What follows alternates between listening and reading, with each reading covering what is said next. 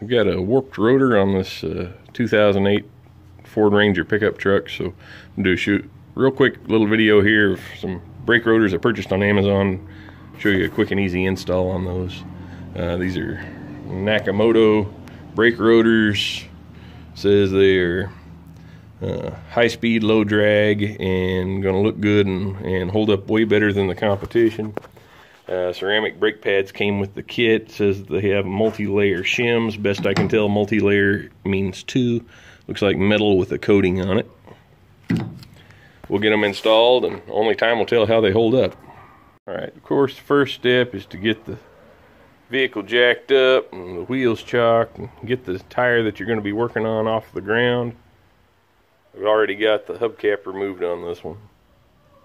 Right away, one of the issues that I found when I got the tire up off the ground, I'll see if I can show you. Oh, let me see here.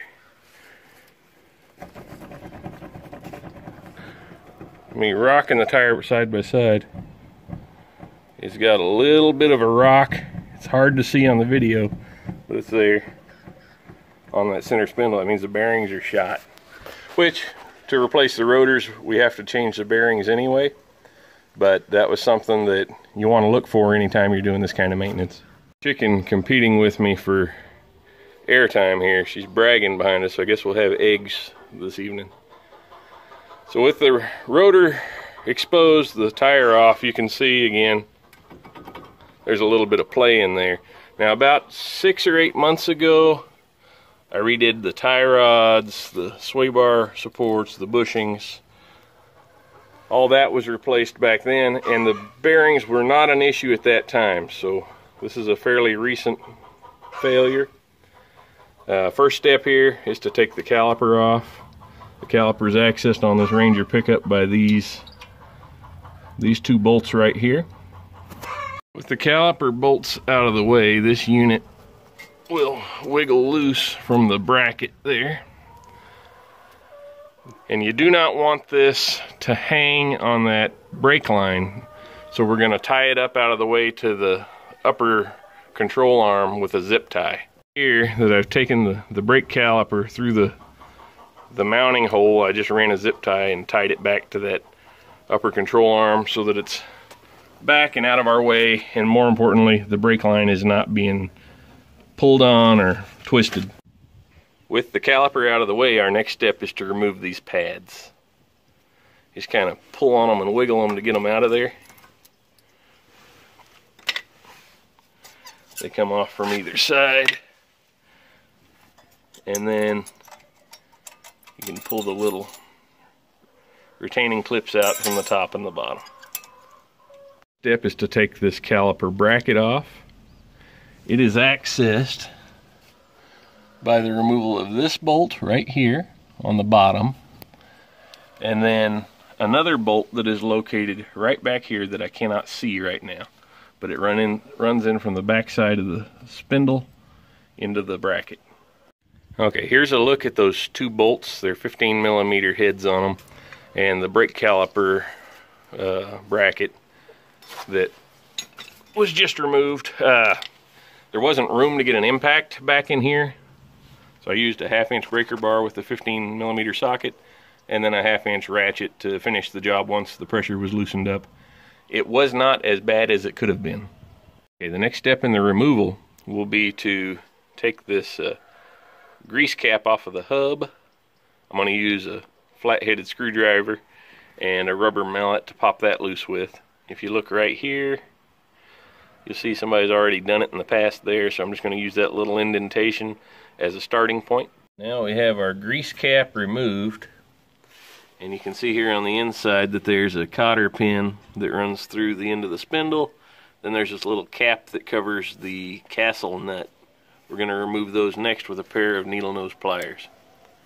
Now, before you criticize me for the way I take care of my tools, out here in South Texas, it's 100% humidity most of the time, and they get that way just hanging on the wall in the barn. With the cotter pin and that little castle nut cover thing removed, the next step is to take this nut loose, which was merely hand tight, holding everything together. and arguably should have been a little tighter than it was. Next behind that is a washer right here. It will pry out with a screwdriver. So you can see here behind the washer is your front bearing. Once you put a little pressure on it, the whole unit slid forward, and now the hub is loose. So we'll take that off now.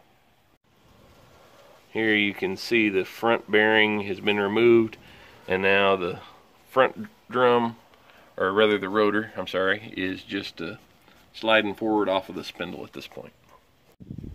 Here you'll see that the rotor has now been removed. There's the race that the bearing sits on. And over here on the spindle is some pretty good looking grease and the rear bearing.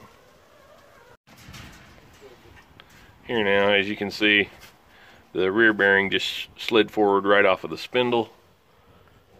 Don't see any obvious damage. We'll clean it up with some brake cleaner and inspect it before we reassemble. Here we have the spindle has been cleaned, degreased, and inspected. There's no play or wiggle in it. It's still nice and tight. I don't feel any burrs. I don't think there's any damage to it. I think the bearings were just a little bit loose and was causing some wobble in it. But now that we have it cleaned up, our next step will be to pack our new bearings and prepare the new rotor for reinstallation. So on a technical matter here, there's our old front bearing there, and here's our new one, which is a National Bearing A2, purchased on Amazon for about half the price AutoZone had it for.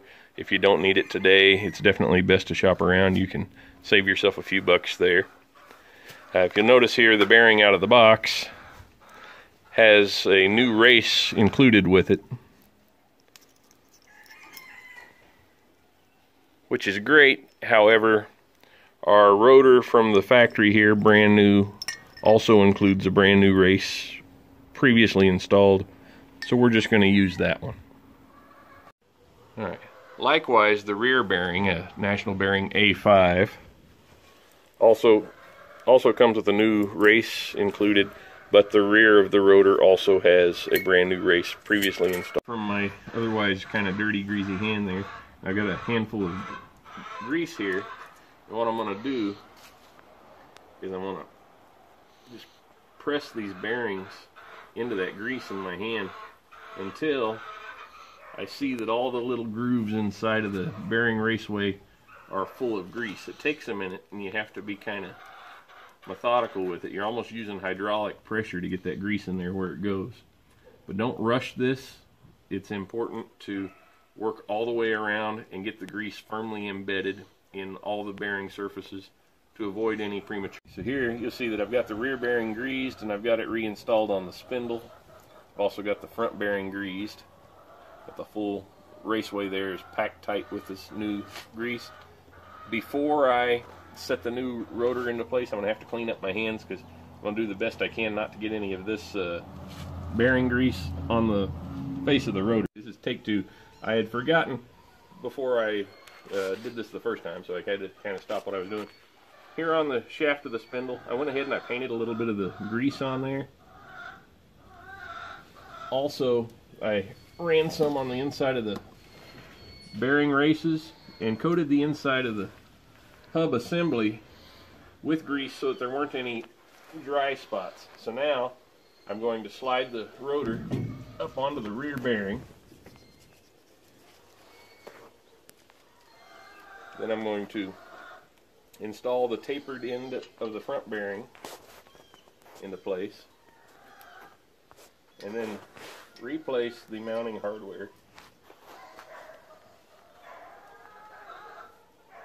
On this one now, we're nice and tight, but you don't want to have this on there to where it's too snug, because if you tighten it down too tight, your bearings will bind and they'll fail prematurely. So a good happy medium is to find a spot where there's no wiggle, but your rotor still spins freely.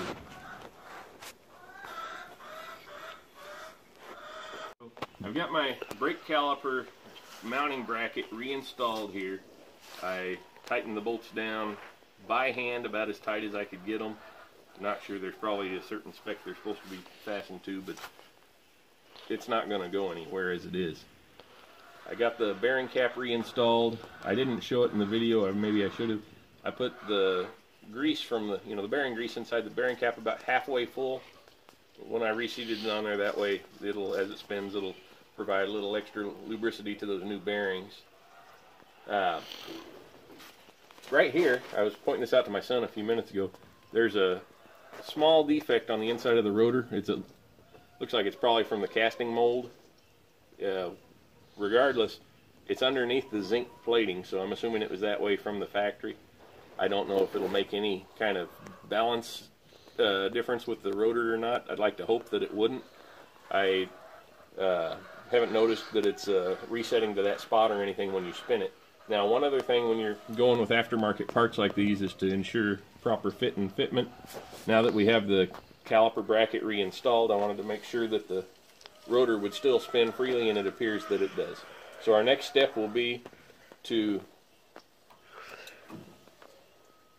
press the pistons here in the caliper back into place. They sell a specialty tool for it. I'm just going to use the old brake pad and a C-clamp to push them back in so that we can prepare to reinstall our new brake pads. Brake pad to compress the pistons back into the caliper. I got that loose. So now you can see that they're fully recessed and ready for the new brake pads. I still have that zip tied up to the top so that it's not putting any stress on our brake line. Our next step will be to spray down this new rotor with some brake cleaner to get any grease from the bearing assembly off of it before we install the new pads. So I'm going to spray it down with brake cleaner, and I'm going to spin it and wipe it down with a dry paper towel. Reinstalled now. I applied the moly grease only to the contact points on the caliper. I used these old pads as a guide, applied the grease on there, and got it reinstalled. Now it's over the pads, everything's in place like it needs to be. Before I put the wheel back on, I'm going to use some brake cleaner and give everything a good hosing down to get any loose grease off the